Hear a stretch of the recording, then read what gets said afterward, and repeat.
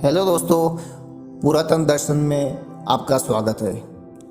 आज हम बात करेंगे रुद्राक्ष, पारद और स्फटिक रत्न के बारे में। चलिए सबसे पहले अपन रुद्राक्ष के बारे में बात करते हैं। रुद्राक्ष भारत, नेपाल, जावा, मलया जैसे देशों में पैदा होता है। भारत के हिमालय, आसाम, बंगाल, देहरादून और नेपाल के जंगलों में रुद्राक्ष पैदा होते हैं। रुद्राक्ष का जो फल होता है वो कुछ नीला और बैंगनी होता है। यह इसके अंदर एक गुठली के रूप में स्थित होता है। आप सभी जानते हैं रुद्राक्ष को भगवान शिव का परम चमत्कारी दैविक अंश माना गया है। शास्त्रीय मान्यताओं के अनुसार रुद्राक्ष के मुखों के अनुसार ही इसकी क्षमता होती है।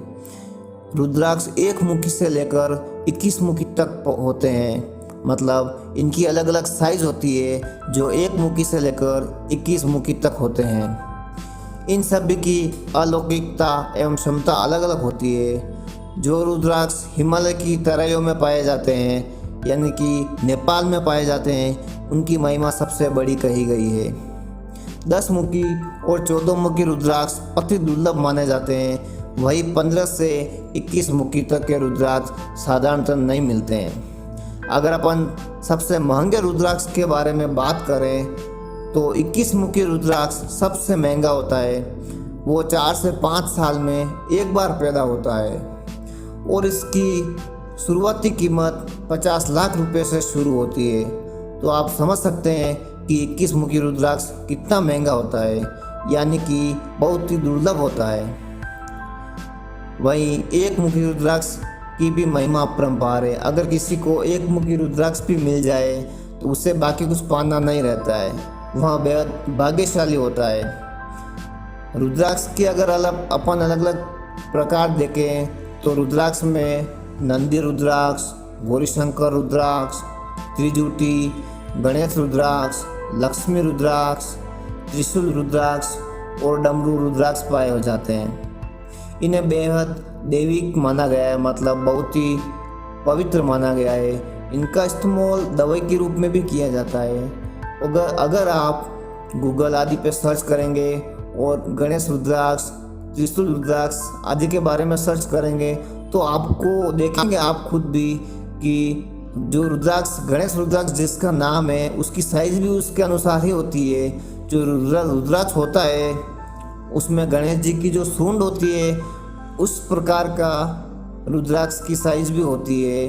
त्रिशूल रुद्राक्ष में त्रिशूल की साइज होती है। तो आप आश्चर्य करेंगे कि ये सब एक पेड़ से होता है। अब वो कैसे बनता है वो आप खुद सोच सकते हैं। इसका मतलब ये बहुत ही पवित्र और पुण्यशाली है।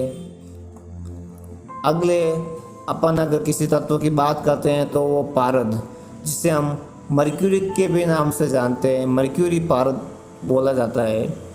और शिव पुराण में पारद को या पारद धातु को भगवान शिव का बीज माना जाता है, अर्थात भगवान शिव का वीर्य माना जाता है। पारद एक ऐसी धातु है जो बहुत ही दुर्लभ है और बहुत ही महत्वपूर्ण धातु है और यह हमेशा द्रव्य के रूप में ही होती है।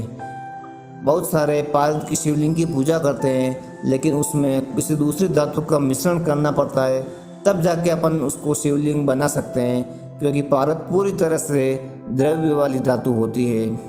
और पारद के शिवलिंग की महिमा इतनी है कि अगर आप एक पारद के शिवलिंग की पूजा करें और दूसरे किसी पदार्थ से बने हुए 100 शिवलिंग की पूजा करें तो उसका फल बराबर होता है।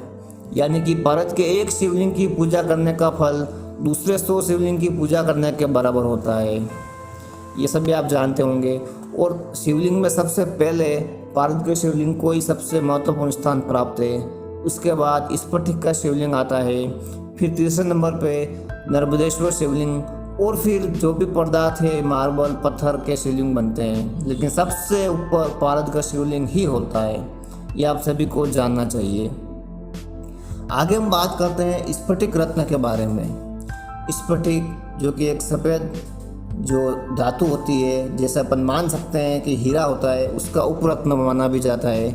मतलब जो हीरा जो लोग पहनते हैं अंगूठी या पेंडल के रूप में, उसको उपरत्न भी माना जाता है स्फटिक को।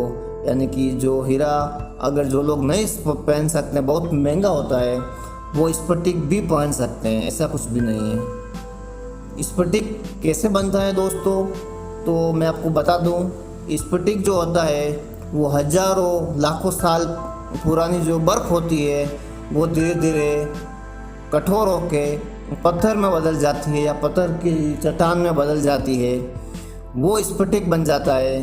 और उसी को जो मार्केट में मिलता है वो स्फटिक के नाम से जाना जाता है। उसे स्फटिक रत्न भी बोल सकते हैं अपन। इसको पहनने से धन संपत्ति ऐश्वर्य की प्राप्ति होती है। दोस्तों तो फिर आज के वीडियो में इतना ही। आगे हम बात करेंगे शालिग्राम जी के बारे में,